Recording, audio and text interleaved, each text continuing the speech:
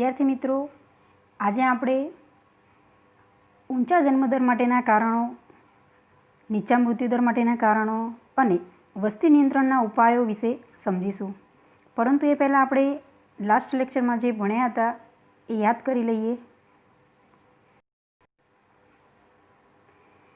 આપણે સમજ્યા હતા કે ભારતમાં સ્ત્રી પુરુષની જે વસ્તીનું પ્રમાણ તેમજ ભારતમાં જાતિ પ્રમાણ છે તો દર 1000 પુરુષે સ્ત્રીઓની સંખ્યા કેટલી હતી, તેમજ વયજૂથ પ્રમાણેની ભારતની વસ્તી, આ આપણે લાસ્ટ લેક્ચરમાં સમજ્યા હતા.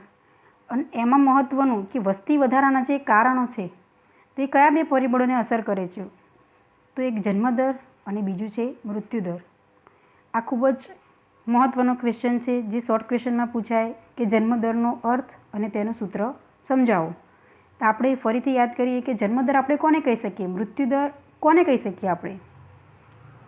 તો જન્મદર એટલે કે એક વર્ષના સમયગાળા દરમિયાન દર 1000 વસ્તી દીઠ જીવતા જન્મતા બાળકોની સંખ્યાને જન્મદર કહેવામાં આવે છે. હવે આ વ્યાખ્યા પરથી જ એનું આપણે સૂત્ર સમજીશું કે જન્મદર તો એક વર્ષ દરમિયાન જીવતા જન્મેલા બાળકોની સંખ્યા ભાગ્યા કુલ વસ્તી ગુણ્યા 1000. તો આના દ્વારા આપણને જન્મદરનું પ્રમાણ મળી જશે. તેવી જ રીતે આપણે મૃત્યુદરનો અર્થ અને તેનું સૂત્ર આપણે શોર્ટ ક્વેશ્ચનમાં પૂછાય માટે યાદ કરી લઈએ.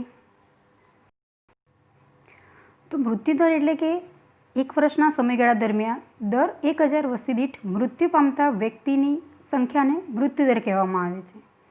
તો મૃત્યુદરનું સૂત્ર છે એક વર્ષ દરમિયાન મૃત્યુ પામતા વ્યક્તિની સંખ્યા ભાગ્યા કુલ વસ્તી ગુણ્યા 1000, કે જેના પરથી આપણને મૃત્યુદરનું પ્રમાણ મળી શકે છે. હવે આપણે સમજીએ કે ઊંચા જન્મદર માટેના કયા કારણો છે. ઊંચા જન્મદર માટેના કારણો, આ ક્વેશ્ચન છે એ 5 માર્કમાં પૂછાઈ શકે. કેમ? તો એમાં જે ત્રણેય પરિબળોનો સમાવેશ કરીએ છીએ અને જેના કારણે આ ક્વેશ્ચન લોંગ બને. પરંતુ આ જ ક્વેશ્ચનને જો 3 માર્ક્સમાં પૂછાય તો કોઈ પણ 2 પરિબળો સમજાવવાના રહેશે, જેમ કે સામાજિક પરિબળો હોય અને આર્થિક પરિબળો. તો 2 પરિબળો આપણે 3માંથી કોઈ પણ 2 પરિબળો સમજાવીએ તો એ ક્વેશ્ચન શોર્ટ બની જશે.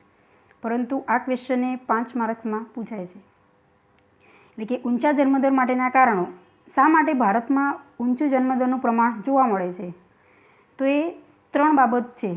એને આપણે 3 રીતે સમજી શકીએ છીએ કે પહેલું સામાજિક પરિબળ હોઈ શકે, બીજું છે આર્થિક પરિબળ અને ત્રીજું અન્ય. 3 પરિબળો દ્વારા આપણે સમજી શકીએ કે ઊંચું જન્મદરનું પ્રમાણ જોવા મળે છે.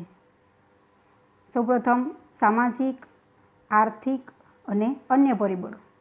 હવે સૌથી પહેલાં આપણે સમજીએ કે સામાજિક પરિબળોમાં કયા કયા પરિબળોનો સમાવેશ થાય છે, તો જેના કારણે જે જન્મદરનું પ્રમાણ એ ખૂબ જ ઊંચું જોવા મળે છે. સામાજિક પરિબળ, તો સૌપ્રથમ સામાજિક પરિબળો છે એમાં જે 4 સબ પોઈન્ટ આપેલા છે કે જેના કારણે જન્મદરનું પ્રમાણ ઊંચું જોવા મળે છે. તો સૌપ્રથમ પોઈન્ટ છે સાર્વત્રિક લગ્ન પ્રથા. બીજો પોઈન્ટ છે નાની ઉંમરે લગ્ન અને વિધવા પુનઃલગ્ન. ત્રીજો પોઈન્ટ છે પુત્ર પ્રાપ્તિની ગેલછા. અને સૌથી છેલ્લે ચોથો પોઈન્ટ સંયુક્ત કુટુંબ પ્રથા. હવે આપણે આને વિસ્તૃતમાં સમજીએ કે કેવી રીતે જન્મદરનું પ્રમાણ એ ઊંચું જોવા મળે છે. તો સૌપ્રથમ પોઈન્ટ છે જે સાર્વત્રિક લગ્ન પ્રથા. તો સમજીએ કે ભારતમાં જે લગ્ન છે એક ધાર્મિક સંસ્કાર છે. એટલે કે દરેક વ્યક્તિ એવું માને છે કે જો કોઈ પણ વ્યક્તિ એ લગ્ન ના કરે તો એની પ્રત્યે જે સમાજ એ શંકાની દ્રષ્ટિ જુએ છે કે શા માટે આ વ્યક્તિ આવું કરે છે, એટલે કે શા માટે એને લગ્ન નથી કર્યા. અને એવી રીતે જે કુટુંબમાં જે ભાવના છે, દરેક વ્યક્તિઓ છે એકબીજાને પોતે આદર ભાવથી જોઈ અને તેમની દ્રષ્ટિએ, એટલે કે આ રીતે દરેક અને સ્ત્રી પુરુષ આ રીતે લગ્ન કરવા માટે તૈયાર થાય છે. આમાં કોઈ પણ વ્યક્તિ બાદ નથી. એટલે કે દરેક જે શારીરિક અને માનસિક રીતે જે વ્યક્તિ જોવા મળે છે કોઈ પણ પ્રકારની એમનામાં ખામી, એટલે કે આપણે એને કહી શકીએ કે દિવ્યાંગ. આમ વિકસિત દેશોની તુલનામાં ભારતમાં દરેક સ્ત્રી લગ્ન કરે છે. આપણો ભારત દેશ એ વિકાસશીલ છે, જ્યારે વિકસિત દેશો છે એમાં જો કોઈ પણ સ્ત્રી કે પુરુષ લગ્ન ના કરે તો તે સ્વીકારે છે, પરંતુ આપણા ભારત દેશમાં જો કોઈ પણ સ્ત્રી કે પુરુષ લગ્ન ના કરે તો એ વ્યક્તિમાં કંઈક ખામી હશે એવું જોવા મળે. દરેક વ્યક્તિ એવું વિચારે છે, માટે દરેક વ્યક્તિ એ લગ્ન કરવા માટે તૈયાર થાય છે. એટલે કે આમ જે સાર્વત્રિક લગ્ન પ્રથા છે એના કારણે પણ જન્મદર કેવો જોવા મળે છે? ઊંચો જોવા મળે છે. કેમ? તો દરેક સ્ત્રી અને પુરુષ એ લગ્ન ગ્રંથિએ જોડાય છે, માટે જન્મદરનું પ્રમાણ એ વધતું જ જોવા મળે છે. હવે આપણે બીજો મુદ્દો સમજીએ કે નાની ઉંમરે લગ્ન અને વિધવાને પુનઃલગ્ન. એટલે કે નાની ઉંમરે લગ્ન એટલે કે જે તે સરકાર નક્કી કરે છે કે જે ઉંમરનો રેશિયો એ પ્રમાણે જો લગ્ન કરવામાં આવે તો જે જન્મદરનું પ્રમાણ છે એ ઓછું જોવા મળે છે. પરંતુ જે નાની ઉંમરે, પહેલાંની વાત કરીએ તો પહેલાંના સમયમાં જે ખૂબ જ નાની વયે મેરેજ કરી દેવામાં આવતા હતા, તો જેના કારણે જે જન્મદર છે એ ખૂબ જ વધુ જોવા મળતો હતો. અને દેશમાં બાળ લગ્ન અટકાવતો કાયદો હોવા છતાં પણ અમુક વિસ્તારોમાં જે નાની ઉંમરે લગ્ન થતાં જોવા મળે છે. અને એમાં જો ખાસ કરીને સ્ત્રીઓને જો નાની ઉંમરે લગ્ન કરે છે તો એમનો જે પ્રજનનકાળ એ ખૂબ જ લાંબો રહે છે. પ્રજનનકાળ લાંબો હોવાને કારણે એ બાળકોને વધુ જન્મ આપે છે, અને જેના કારણે જન્મદરનું પ્રમાણ એ ઊંચું જોવા મળે છે. આમ જો નાની ઉંમરે લગ્ન થાય તો સ્વાભાવિક છે કે જન્મદર એ ઊંચો જોવા મળશે. અને વિધવાને પુનઃલગ્ન, તો દેશમાં જે પુનઃલગ્નનો કાયદો દ્વારા અમલમાં આવ્યો અને જેથી કરીને વિધવાને પુનઃલગ્ન કરાવવામાં આવે છે, તો એના કારણે પણ જે જન્મદરનું પ્રમાણ એ ઊંચું જોવા મળે છે. કેમ? તો એમનો પણ જે પ્રજનનકાળ છે એ લાંબો હોય એના કારણે જે તે બાળક જન્મે છે, સ્વાભાવિક છે કે એના કારણે ઊંચો જન્મદર જોવા મળે છે. હવે ત્રીજો મુદ્દો છે પુત્ર પ્રાપ્તિની ગેલછા. તો ભારતીય સમાજ એ પુરુષ પ્રધાન છે. આપણો ભારત દેશ એ સ્ત્રી પર આધારિત નથી, એટલે કે પુરુષ જે કહે એ જ સર્વત્ર માનવામાં આવે છે. અને આપણા દેશમાં જે છોકરાઓ છે અને છોકરીઓ બંનેમાં તફાવત જોવા મળે છે. એટલે કે પુત્રી કરતાં પુત્રને આપણે વધારે ઇમ્પોર્ટન્સ આપીએ છીએ, અને એના કારણે જે જન્મદર છે એનું પ્રમાણ એ ઊંચું જોવા મળે છે. અને એમાંથી આપણે જોઈએ તો પુત્રને જે શા કારણે ઇમ્પોર્ટન્સ આપવામાં આવે છે, તો એ ત્રણ બાબત છે કે પૂ નામના નર્કમાંથી તારે તે પુત્ર, અને બીજો છે કે વંશવેલાને આગળ વધારે છે, ત્રીજો છે કે ઘડપણમાં આર્થિક સહારો ઊભો કરવા માટે.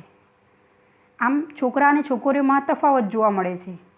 એટલે કે જે ઘરમાં 2 થી 3 છોકરીઓ હોય છતાં પણ એ ઘરમાં જો છોકરો ના હોય તો એ વ્યક્તિ એવો પ્રયત્ન કરે કે જો પુત્ર હશે તો આપણા ઘડપણનો એ સહારો બનશે. અને એના કારણે જે પ્રજનનકાળ છે એ લાંબો હોવાને કારણે જે જન્મદરનું પ્રમાણ એ કેવું જોવા મળે છે? ઊંચું જોવા મળે છે. આમ કુટુંબમાં જે પુત્રની ગેલછા છે એના કારણે પણ જન્મદરનું પ્રમાણ એ ત્યાં એકંદરે ઊંચું જોવા મળે છે. હવે આપણે ચોથો મુદ્દો સમજીએ કે સંયુક્ત કુટુંબ પ્રથા. તો સંયુક્ત કુટુંબ પ્રથા એટલે કે જોઈન્ટ ફેમિલી. હાલ આપણે જોઈએ છીએ અને પહેલાંની જ વાત તો બંનેમાં તફાવત જોવા મળે છે કે પહેલાં હંમેશા સંયુક્તમાં જ રહેતા હતા દરેક વ્યક્તિ. જે ગ્રામીણ વિસ્તારમાં જોઈએ છે તો ફેમિલી એ જોઈન્ટમાં જ જોવા મળે છે. અને એના કારણે જે બાળકના ઉછેરની જે જવાબદારી છે એ કુટુંબના દરેક સભ્યો વચ્ચે વહેંચાઈ જાય છે. એટલે કે બાળક એ કોઈપણ પ્રકારનું એમને બોજરૂપ લાગતું નથી, અને પરિણામે જન્મદરે ઊંચો જોવા મળે છે. કેમ? તો તો તમે સંયુક્ત કુટુંબમાં રહો છો એના કારણે જે તે બાળક છે એના ઉછેરની જવાબદારી છે એ માતાની તો છે જ, પરંતુ એની સાથે જોઈન્ટ ફેમિલીમાં દરેક વ્યક્તિ છે એ બાળકને કેર કરે છે, સાર સંભાળ લે છે. એના કારણે એ બાળકે કોઈપણ પ્રકારનું એમને બોજારૂપ બનતું નથી અને જન્મદરનું પ્રમાણ ત્યાં ઊંચું જોવા મળે છે.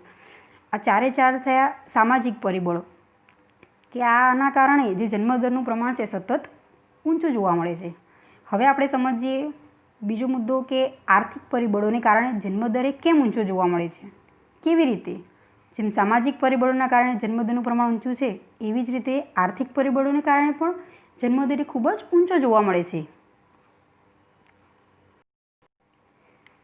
હવે આપણે સમજીએ કે આર્થિક પરિબળોમાં, તો આર્થિક પરિબળોમાં 3 પોઈન્ટનો સમાવેશ થાય છે. સૌપ્રથમ છે શિક્ષણનું નીચું પ્રમાણ, બીજો મુદ્દો છે આવકની નીચી સપાટી અને ત્રીજો મુદ્દો છે બાળ મૃત્યુદરનું ઊંચું પ્રમાણ.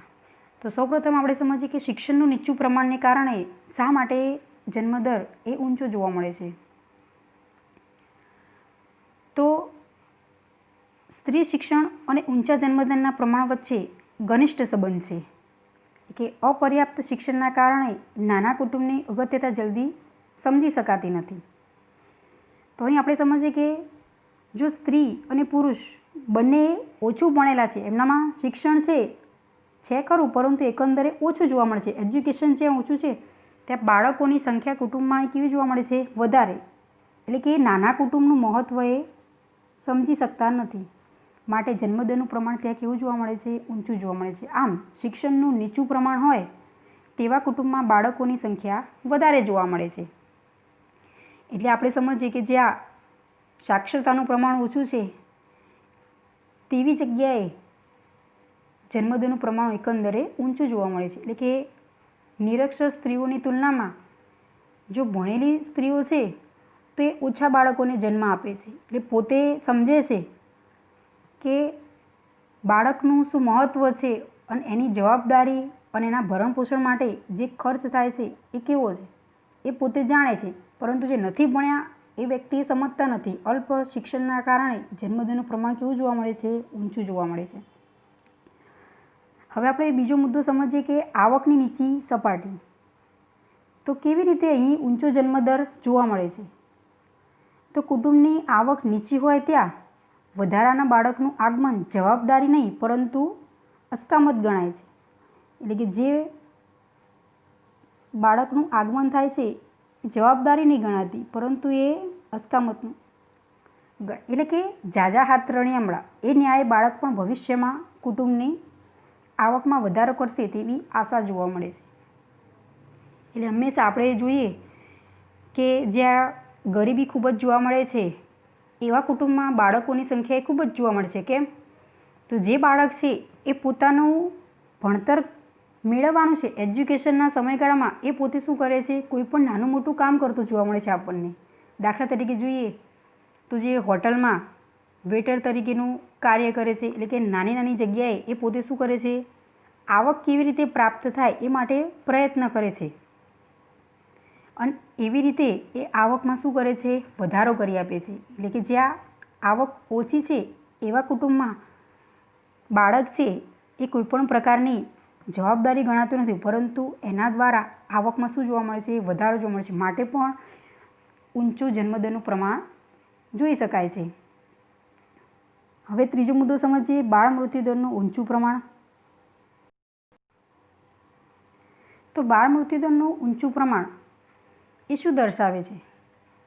તો જીવતા જન્મેલા દર 1000 બાળકોમાંથી 1 વર્ષનું આયુષ્ય પૂરું કર્યા પહેલાં મૃત્યુ પામતા બાળકોની સંખ્યાને બાળ મૃત્યુદર કહેવામાં આવે છે. જેમ આપણે જન્મદર અને મૃત્યુદરનું સૂત્ર સમજ્યા હતા અને જેની વ્યાખ્યા પરથી જ તારવવામાં આવતું, એવી જ રીતે અહીં બાળ મૃત્યુદરનું જે ઊંચું પ્રમાણ છે એમાં બાળ મૃત્યુદર એટલે શું? તો જીવતા જન્મેલા દર 1000 બાળકોમાંથી 1 વર્ષનું આયુષ્ય પૂરું કર્યા પહેલાં મૃત્યુ પામતા બાળકોની સંખ્યાને બાળ મૃત્યુદર કહેવામાં આવે છે. આ શોર્ટ ક્વેશ્ચનમાં પૂછાય કે બાળ મૃત્યુદર એટલે શું? તો સમજીએ કે વર્ષ 1951 અને 2011માં બાળ મૃત્યુદરનું પ્રમાણ એ કેટલું જોવા મળે છે? તો 1951માં 146 હતું અને 2011માં બાળ મૃત્યુદરનું પ્રમાણ 41.40 જોવા મળે છે. તો આના પરથી આપણે સમજી શકીએ છીએ કે 1951માં જે પ્રમાણ હતું એ ખૂબ જ ઊંચું હતું, જ્યારે 2011માં જે પ્રમાણ જોવા મળે છે 41.40 એકંદરે ઓછું જોવા મળે છે. એટલે કે ભારતમાં વિકસિત દેશોની તુલનામાં બાળમરણનું પ્રમાણ એ ઘણું જ ઊંચું છે. આમ બાળ મૃત્યુદરનો ઊંચો દર હોવાને કારણે ગરીબી અને દીકરીના જન્મની ઉપેક્ષા, પોષણયુક્ત આહારનો અભાવ અને જે આરોગ્યની સગવડો તેમજ સ્ત્રીઓને વારંવાર થતી જે કસુવાળો અને આવી જે અમુક માન્યતાઓને કારણે અને બે બાળકો વચ્ચેનો જે સમયગાળો જોવા મળે છે એ ઓછો હોવાને કારણે પણ બાળ મૃત્યુદર છે એ વધુ જોવા મળે છે. ને આવા કારણોસર બાળ મૃત્યુદર વધારે થતા હોવાથી લોકો વધારે બાળકોને જન્મ આપવાનું શું કરે છે, પોતે એક માન્યતા છે એવું વલણ ધરાવે છે, અને જેના કારણે જન્મદરનું પ્રમાણ ખૂબ જ ઊંચું જોવા મળે છે. પહેલાંના સમયમાં જે આરોગ્યની કોઈપણ પ્રકારની સુવિધા એટલી બધી પર્યાપ્ત નહોતી, એટલે કે કોઈપણ પ્રકારની રસીકરણની શોધ નહોતી થઈ, એટલે કે ત્યારે બાળકોનો મૃત્યુદર છે એ ખૂબ જ ઊંચો જોવા મળતો હતો. પરંતુ જેમ જેમ ટેકનોલોજીનો વિકાસ થયો એના કારણે જે રસીકરણની શોધના કારણે જે પ્રમાણ છે એકંદરે કેવું જોવા મળે છે, ઓછું જોવા મળે છે. પરંતુ અમુક એવા જે સંજોગો વસાત કારણોસર કોઈપણ પ્રકારની ખામીને કારણે જો બાળકનું મૃત્યુ થાય છે તો એની સામે જે જન્મદરનું પ્રમાણ એકંદરે કેવું જોવા મળે છે, ત્યાં વધતું જોવા મળે છે. આમ આર્થિક રીતે સમજીએ આપણે તો 3 પરિબળો છે કે જેના કારણે જન્મદર છે એ ઊંચો જોવા મળે છે. તો એ ત્રણેય પરિબળો ખૂબ જ મહત્ત્વના છે: શિક્ષણનું નીચું પ્રમાણ, આવકની નીચી સપાટી અને બાળ મૃત્યુદરનું ઊંચું પ્રમાણ, કે જેના કારણે ઊંચો જન્મદર જોવા મળે છે. હવે આપણે સૌથી છેલ્લે ત્રીજો પોઈન્ટ જોઈએ કે અન્ય પરિબળો. તો અન્ય પરિબળોમાં 2 સબ પોઈન્ટ છે. પહેલો છે કે ઊંચો પ્રજનન દર અને બીજો મુદ્દો છે કુટુંબ નિયોજન અંગેની માહિતીનો અભાવ. તો આ 2 પરિબળોને કારણે પણ જે જન્મદર છે એ ઊંચો જોવા મળે છે. તો સૌપ્રથમ આપણે સમજીએ કે ઊંચો પ્રજનન દર તો કોને કહી શકીએ આપણે? તો વર્ષ દરમિયાન 15થી 49 વર્ષની વય ધરાવતી દર 1000 સ્ત્રીઓની કુખે જીવતા જન્મેલા બાળકોની સંખ્યાને પ્રજનનનો દર કહે છે. ક્વેશ્ચન પૂછાય કે પ્રજનન દર એટલે શું? તો વર્ષ દરમિયાન 15થી 49 વર્ષની વય, સમયગાળો અહીં ખાસ મહત્ત્વનો છે કે 15થી 49 વર્ષની વય ધરાવતી દર 1000 સ્ત્રીઓની કુખે જીવતા જન્મેલા બાળકોની સંખ્યાને પ્રજનનનો દર કહેવામાં આવે છે.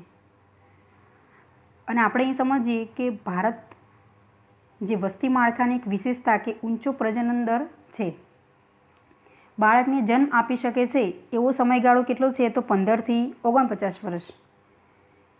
જે તે મહિલા બાળકને જન્મ આપી શકે એ સમયગાળો છે એને આપણે કહી શકીએ પ્રજનન કાળ. તો એ કેટલો છે? 15થી 49 વર્ષની વય. અને આમાં જે તે સ્ત્રી એ પોતે બાળકને જન્મ આપી શકે છે, જેના કારણે જન્મદર એ કેવો જોવા મળે છે? ઊંચો જોવા મળે છે. સરેરાશ આપણે જોઈએ કે 1961માં જે મહિલાઓ માટે સરેરાશ જીવિત બાળકની સંખ્યા એ 6 જેટલી હતી અને 2011માં તે ઘટીને 3 જેટલી થઈ છે. આમ ભારતમાં નાની વયે થતા લગ્નને કારણે જે સ્ત્રીઓ છે એ માતૃત્વ ધારણ કરી શકવાનો સમયગાળો ખૂબ લાંબો જોવા મળે છે. આગળ આપણે સમજ્યા હતા સામાજિક પરિબળોમાં કે નાની વયે જે લગ્ન થાય છે એના કારણે પણ જન્મદરનું પ્રમાણ કેવું જોવા મળે છે? ઊંચું જોવા મળે છે. તો એનું કારણ છે કે એમનો પ્રજનન કાળ છે એ લાંબો હોવાને કારણે બાળકનો જન્મ આપી શકવાની ક્ષમતા એમનામાં કેવી છે? વધારે હોય છે, અને જેના કારણે જન્મદરનું પ્રમાણ કેવું જોવા મળે છે? ત્યાં ઊંચું જોવા મળે છે. હવે આપણે બીજો પોઈન્ટ સમજીએ કે કુટુંબ નિયોજન અંગેની માહિતીનો અભાવ. બીજો મુદ્દો છે કે કુટુંબ નિયોજન અંગેની માહિતીનો અભાવ. તો કુટુંબ નિયોજન એટલે શું? કેમ એ જરૂરી છે? તો આયોજિત માતૃત્વ અને પિતૃત્વ જે ધારણ કરવાનું છે, એટલે કે કુટુંબને સમજપૂર્વક મર્યાદિત રાખવું એ કોની જવાબદારી છે? તો માતા અને પિતાની. કેટલા બાળકો જોઈએ એ પોતે જાતે નક્કી કરવાનું છે. તેમજ બે બાળકો વચ્ચેનો જે સમયગાળો છે, સમય મર્યાદા એ નક્કી કરવી જોઈએ, જેના કારણે કુટુંબ નિયોજન છે એ યોગ્ય રીતે જળવાઈ રહે અને જે માતાનું સ્વાસ્થ્ય છે એ પણ એની યોગ્ય સાર સંભાળ લઈ શકાય. પરંતુ જો આવી માહિતીનો અભાવ જોવા મળે છે તો ત્યાં જન્મદર કેવો જોવા મળે છે? ઊંચો જોવા મળે છે.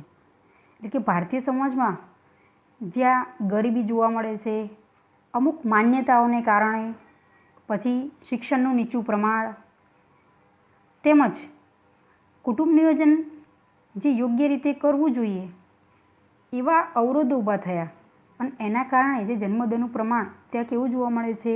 ઊંચું જોવા મળે છે. અને અમુક પ્રકારની જે પુરુષ અને સ્ત્રીઓમાં જે જાણકારીનો અભાવ જોવા મળે છે, એટલે કે અમુક પ્રકારની એમની પાસે માહિતી હોતી નથી અને એના કારણે પણ જે જન્મદર કેવો જોવા મળે છે? ઊંચો જોવા મળે છે. પોતે સમજી શકતા નથી અને એના કારણે જે એકંદરે સરેરાશ જન્મદરનું પ્રમાણ દેશમાં કેવું જોવા મળે છે? વધારે જોવા મળે છે. આમ ઊંચા જન્મદર માટેના જે કારણો છે એમાં 3 પરિબળોનો સમાવેશ થાય છે. પહેલું છે સામાજિક, બીજું આર્થિક અને ત્રીજું અન્ય. આ 3 પરિબળો દ્વારા જન્મદર છે એકંદરે કેવો જોવા મળે છે? ઊંચો જોવા મળે છે. હવે આપણે આગળનો ક્વેશ્ચન સમજીએ કે નીચા મૃત્યુદરના કારણો. બંને ખાસ સમજવાના છે ક્વેશ્ચન. બંને ક્વેશ્ચન એ ખૂબ જ મહત્ત્વના છે. ઊંચા જન્મદર માટેના કારણો અને નીચા મૃત્યુદર માટેના કારણો. આ ક્વેશ્ચન 3 માર્ક્સમાં પૂછાય કે નીચા મૃત્યુદરના કારણો સમજાવો. તો સૌપ્રથમ પોઈન્ટ છે કે જીવન ધોરણમાં સુધારો. બીજો મુદ્દો છે રોગચાળા પર નિયંત્રણ. ત્રીજો પોઈન્ટ છે દુષ્કાળ પર અંકુશ. અને ચોથો મુદ્દો છે કુદરતી આપત્તિ સામે રક્ષણ અને વાહન વ્યવહારની સગવડ. તો સૌપ્રથમ આપણે સમજીએ કે જીવન ધોરણમાં સુધારો. તો આર્થિક વિકાસના કારણે લોકોની આવક વધવાથી જીવન ધોરણમાં સુધારો થયો છે.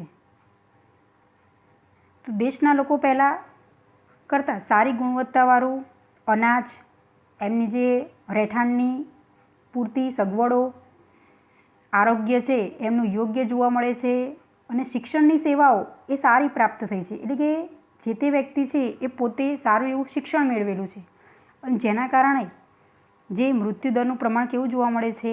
નીચું જોવા મળે છે.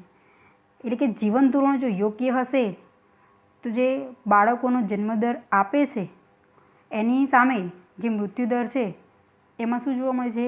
ઘટાડો જોવા મળે છે.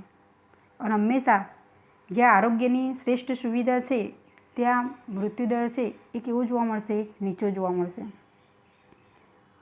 હવે બીજો મુદ્દો છે રોગચાળા પર નિયંત્રણ.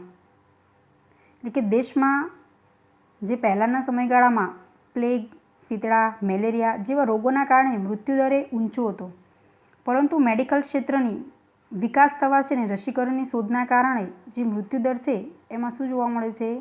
જે ઘટાડો જોવા મળે છે.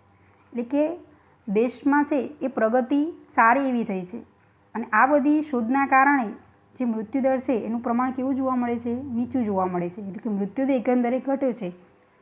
જે આપણે પ્રમાણ જોયું બાળ મૃત્યુદરનું તો 1951માં કેટલું હતું અને 2011માં એટલે કે 2011માં પ્રમાણ એ કેટલું જોવા મળે છે? ઓછું. શા કારણે? તો નવી જે ટેકનોલોજીના કારણે જે મેડિકલ આરોગ્ય ક્ષેત્ર એ સારી એવી શોધના કારણે જે નવું આવિષ્કાર થયો છે રસીકરણનો, એના કારણે જે મૃત્યુદર છે એ નીચો જોવા મળે છે અને એના કારણે સમજી શકીએ છીએ કે બાળકોનું પ્રમાણ જે જીવિત છે એ ઊંચું જોવા મળે છે. આમ નીચા મૃત્યુદરના કારણમાં જે નિયંત્રણ આવે છે એટલે કે જે તે રોગચાળો છે એના પર યોગ્ય રસીકરણની શોધ દ્વારા એક નિયંત્રણ લાવી શકાયું છે. એ સરકાર દ્વારા કાર્ય કરવામાં આવ્યું છે. હવે આપણે આગળનો પોઈન્ટ સમજીએ તો દુષ્કાળ પર અંકુશ. તો દુષ્કાળ આપણે કોને કહી શકીએ? કે એ સમયગાળા દરમિયાન કંઈ પણ પ્રકારનું જે અનાજ એ કોઈ પણ વ્યક્તિને મળતું નથી. દુષ્કાળ એ 2 પ્રકારનો હોય, અતિવૃષ્ટિ પણ હોઈ શકે છે, અનાવૃષ્ટિ પણ હોઈ શકે છે. કે વિજ્ઞાન અને ટેકનોલોજીના કારણે દુષ્કાળ પર અંકુશ આવ્યો. તેથી ભૂખમરાની જે સ્થિતિ હતી તથા મૃત્યુદરને ટાળી શકાયું. એટલે કે 1966થી હરિયાળી ક્રાંતિ થવાથી દેશમાં અનાજના પુરવઠામાં નોંધપાત્ર વધારો જોવા મળે છે. હરિયાળી ક્રાંતિ ક્યારે થઈ છે? તો 1966થી હરિયાળી ક્રાંતિ થવાથી દેશમાં અનાજના પુરવઠામાં જે વધારો જોવા મળે છે અને દેશમાં જે અછતગ્રસ્ત વિસ્તારો છે એવા વિસ્તારોમાં અનાજનો પુરવઠો એ સહેલાઈથી પૂરો પાડી શકાય છે અને જેના કારણે દરેક વ્યક્તિ છે એ પોતે આપણે એનું જીવન બચાવી શકીએ છીએ અને ત્યાં મૃત્યુદર એ કેવો જોવા મળે છે? ઓછો જોવા મળે છે. જો કોઈ પણ વ્યક્તિ સ્વાભાવિક છે કે જે એને 2 ટાઈમનું જમવાનું ના મળે તો એનું જે આરોગ્ય એ કેવું જોવા મળે છે? વ્યવસ્થિત જોવા મળતું નથી. એટલે કે એકંદરે એનામાં કોઈના કોઈ પ્રકારની શું જોવા મળે છે? નાના મોટી જે ખામી રોગો જોવા મળે છે અને એના કારણે મૃત્યુદર છે એ જોવા મળે છે. પરંતુ જો આરોગ્યનું સારું હશે તો મૃત્યુદરનું પ્રમાણ ક્યાં જોવા મળે છે? નીચું જોવા મળે છે. હવે આપણે ચોથો પોઈન્ટ સમજીએ કે કુદરતી આપત્તિ સામે રક્ષણ અને વાહન વ્યવહારની જે સગવડો. તો દેશમાં ધરતીકંપ, સુનામી, ભૂસ્ખલન, અતિવૃષ્ટિ જેવી કુદરતી હોનારતના કારણે માનવ મૃત્યુદરનો આંકડો ઊંચો હતો. એટલે કે આ બધા કારણોસર જે મૃત્યુદરનું પ્રમાણ એ કેવું જોવા મળતું હતું? ઊંચું જોવા મળતું હતું. પરંતુ દેશના કોઈપણ ભાગમાં કુદરતી આપત્તિ સર્જાય તો ત્યાં વાહન વ્યવહાર અને સંદેશા વ્યવહારને કારણે જેમની યોગ્ય પ્રકારની જે સેવા પહોંચવાની જરૂરિયાત છે એ જો પહોંચાડવામાં આવે છે તો મૃત્યુદરમાં શું જોવા મળે છે? ઘટાડો જોવા મળે છે. એટલે કે એમને સારી એવી સાર સંભાળની જરૂરિયાત છે તો જે ડૉક્ટરો છે કે જેના કારણે યોગ્ય દવા એમને મેડિસિન જો તાત્કાલિક મળી રહેશે તો એ વખતે એમનું જે પ્રમાણ છે મૃત્યુદર છે એમાં શું જોવા મળે છે? ઘટાડો. એટલે કે પ્રાથમિક જરૂરિયાત એમની સંપૂર્ણ કરવામાં આવે છે તો એ વ્યક્તિનો આપણે શું કરી શકીએ છીએ? જીવ બચાવી શકીએ છીએ. એટલે કે ત્યારે મૃત્યુદરમાં ઘટાડો જોવા મળે છે. હવે આપણે આગળનો ક્વેશ્ચન સમજીએ. પરંતુ આ મૃત્યુદરનું જે નીચા મૃત્યુદરના કારણો છે એ ક્વેશ્ચનને ખૂબ જ મહત્ત્વનો છે. વસ્તી નિયંત્રણના ઉપાયો સમજાવો. આ ક્વેશ્ચન 5 માર્ક્સમાં પૂછાઈ શકે. કેમ? તો આમાં જે મહત્ત્વ છે કે વસ્તી નિયંત્રણ કરવું એ ખૂબ જ જરૂરી છે. શા માટે? વસ્તી નિયંત્રણ હશે તો આપણો ભારત દેશ એ વિકાસની જગ્યાએ વિકસિતમાં પરિણમશે. તો સૌપ્રથમ વસ્તી નિયંત્રણના ઉપાયોમાં 5 પોઈન્ટ છે. સૌથી પહેલો પોઈન્ટ છે લોકોમાં શિક્ષણ અને જાગૃતિ. બીજો મુદ્દો છે કુટુંબ નિયોજન કાર્યક્રમની અસરકારકતા. ત્રીજો મુદ્દો છે મહિલાઓની લગ્ન વયમાં અને દરજ્જામાં જે વધારો. ચોથો મુદ્દો છે પ્રોત્સાહનો અને બિન પ્રોત્સાહનો. અને સૌથી છેલ્લે 5મો મુદ્દો તબીબી સેવાઓનો વ્યાપ અને અસરકારકતામાં વધારો. જો આ 5 પરિબળો અસર કરે છે કે જેના કારણે જે ઊંચા જન્મદરનું જે પ્રમાણ હતું એટલે કે વસ્તી છે એને આપણે નિયંત્રણમાં લાવવાની છે. તો સૌપ્રથમ આપણે સમજીએ કે લોક શિક્ષણ અને જાગૃતિ. એટલે કે લોકોમાં શિક્ષણ હોવું એ ખૂબ જ જરૂરી છે. એટલે કે સ્ત્રી અને પુરુષ બંને જો શિક્ષિત હશે તો એ પોતે કુટુંબનું જે ઇમ્પોર્ટન્ટ મહત્ત્વ એ સમજી શકશે અને એના કારણે જે ઊંચો જન્મદર છે તો ત્યાં એ જન્મદરનું પ્રમાણ કેવું જોવા મળશે? ઓછું જોવા મળશે. એ લોકોમાં શિક્ષણ હોવું એ ખૂબ જ જરૂરી છે અને ખાસ કરીને જો સ્ત્રી શિક્ષિત હશે એટલે કે સ્ત્રીઓમાં શિક્ષણ હશે તો એ વધુ યોગ્ય સમાજમાં જાગૃતિ લાવશે. અને આ સંદેશો આપણે આપી શકીએ છીએ કેવી રીતે? અલગ રીતે. એટલે કે જે વ્યક્તિ પાસે એજ્યુકેશનનું પ્રમાણ ઓછું છે એવા વ્યક્તિઓને પણ આપણે સમજાવી શકીએ છીએ. કેવી રીતે સમજાવવાનું છે? તો એને આપણે સંદેશાવ્યવહારના જે માધ્યમો દ્વારા ખાસ કરીને એવા કાર્યક્રમો પ્રસારિત કરવાના છે કે જે વસ્તી શિક્ષણ પરના હોય.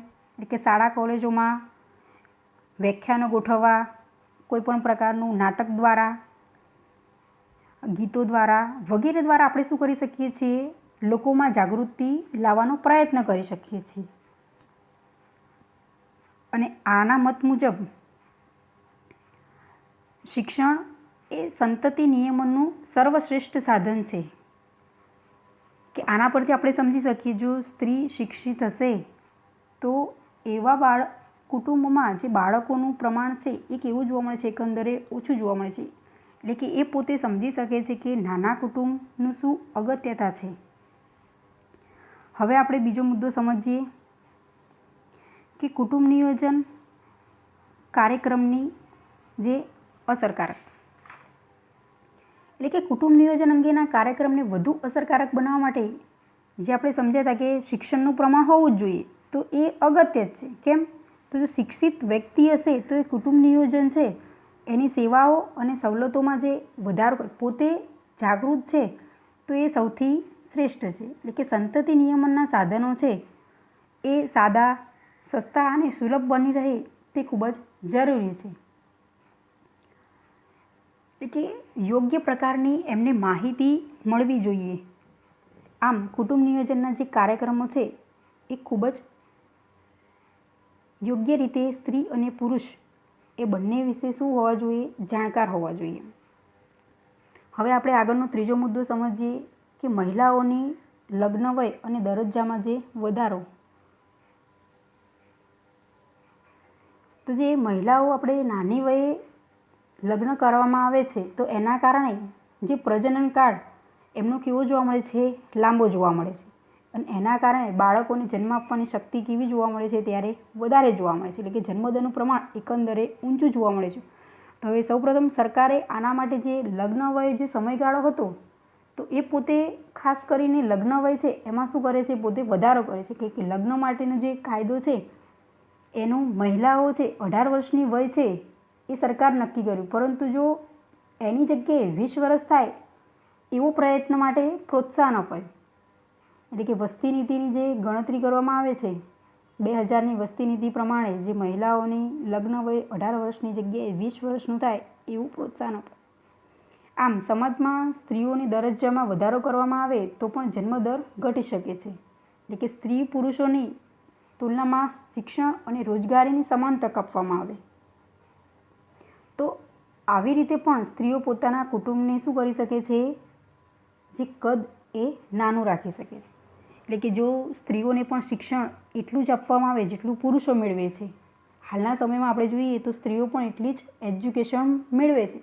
જ્યારે પહેલાંના સમયગાળામાં સ્ત્રીઓ છે એ ખાલી ફક્ત સામાન્ય શિક્ષણ જ મેળવતી જોવા મળતી અને પુરુષો સૌથી વધારે શિક્ષણ મેળવતા હતા. પરંતુ જો બંનેને સમાન શિક્ષણની તક આપવામાં આવે તો સ્ત્રી પણ શું કરી શકે છે? રોજગારી મેળવી શકે છે, પોતે પોતાના પગ પર ઊભી રહી શકે છે. અને એવી રીતે જો પગભર થશે તો ત્યારે જે બાળકોની સંખ્યા છે કુટુંબમાં ત્યારે કેવી જોવા મળશે? ઓછી જોવા મળશે. આમ મહિલાઓનું જે લગ્ન વય છે અને દરજ્જામાં જો વધારો કરવામાં આવે છે તો એવી રીતે પણ આપણે જોઈ શકીએ છીએ કે વસ્તીનું નિયંત્રણ લાવી શકાય છે. હવે આપણે સમજીએ આગળનો પોઈન્ટ ચોથો કે પ્રોત્સાહનો અને બિન પ્રોત્સાહનો. કે સરકાર તરફથી જે આપવામાં આવે છે પ્રોત્સાહન અને બિન પ્રોત્સાહનો કે જેના કારણે દરેક સ્ત્રી અને પુરુષો એ વિશે શું કરે છે? જાણકારી મેળવે છે.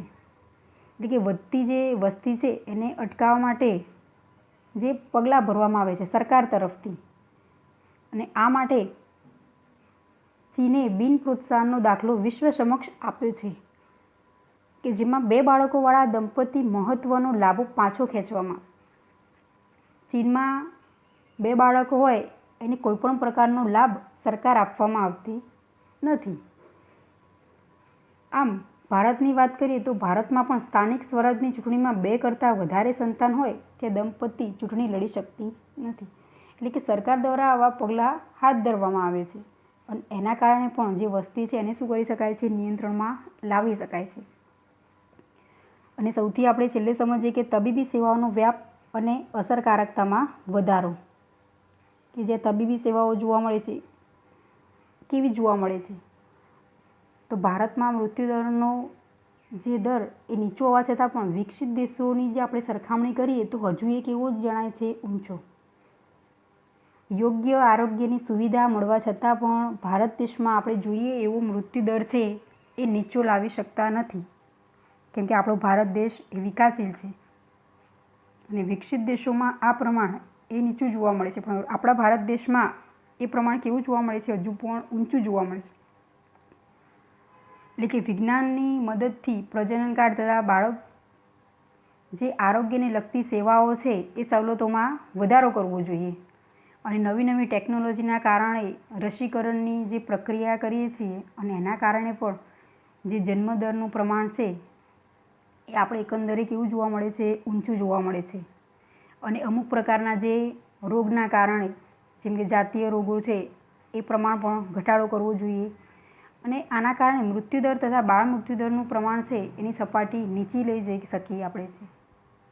એટલે કે સરકાર જો એવા કાર્યક્રમ બનાવે છે, આરોગ્ય સેવાઓને લગતી જો વધારો કરે છે તો એના કારણે જે તે પ્રમાણ છે એકંદરે કેવું જોવા મળે, વિશ્વમાં ઓછું જોવા મળે છે. આમ વાત કરીએ તો આના કારણે જે વસ્તી નિયંત્રણ આપણે સરકાર લાવી શકે છે કે વિશ્વમાં સૌપ્રથમ વખત વસ્તીને નિયંત્રિત કરવા માટેનો પ્રયત્ન છે એ વસ્તી નીતિ દ્વારા ભારતમાં થયો હતો. અને વસ્તી નીતિ 2000 માટેની સમિતિની રચના ડૉક્ટર MS સ્વામીનાથનના હાથ નીચે કરવામાં આવી. આ શોર્ટ ક્વેશ્ચનમાં પૂછાય છે કે વસ્તી નીતિની શરૂઆત કોને કરી હતી? તો 2000માં ડૉક્ટર MS સ્વામીનાથન દ્વારા કરવામાં આવી હતી. અને આવી રીતે વસ્તીને આપણે શું કરી શકીએ છીએ, નિયંત્રણમાં લાવી શકીએ છીએ. એટલે કે વસ્તીને જો નિયંત્રિત કરવું છે કેવી રીતે, તો આ 5 પરિબળો ખૂબ જ મહત્ત્વના છે કે લોકોમાં જે શિક્ષણ લાવવાનું છે એની જાગૃતિ આપણે આપી શકીએ છીએ કોઈપણ કાર્યક્રમો દ્વારા. કુટુંબ નિયોજન છે એની અસરકારકતા, અને જે મહિલાઓનું જે લગ્ન વય અને દરજ્જો છે એમાં વધારો કરવામાં આવે, એટલે કે સ્ત્રીઓને પણ પુરુષોની સમાન જે શિક્ષણ આપવા એ ખૂબ જ અગત્યનું બની જાય છે. જો બંને શિક્ષિત હશે તો ત્યાં બાળકોનું જે પ્રમાણ છે એ કુટુંબમાં કેવું જોવા મળે છે, નીચું જોવા મળે છે. અને સરકાર દ્વારા જે કાર્યક્રમ પ્રોત્સાહન, બિન પ્રોત્સાહન જે આપવામાં આવે છે અને તબીબી સેવાઓનો જો વ્યાપમાં વધારો કરવામાં આવે તો વસ્તી નિયંત્રણ લાવી શકાય છે. આ ક્વેશ્ચન એ ખૂબ જ મહત્ત્વનો છે.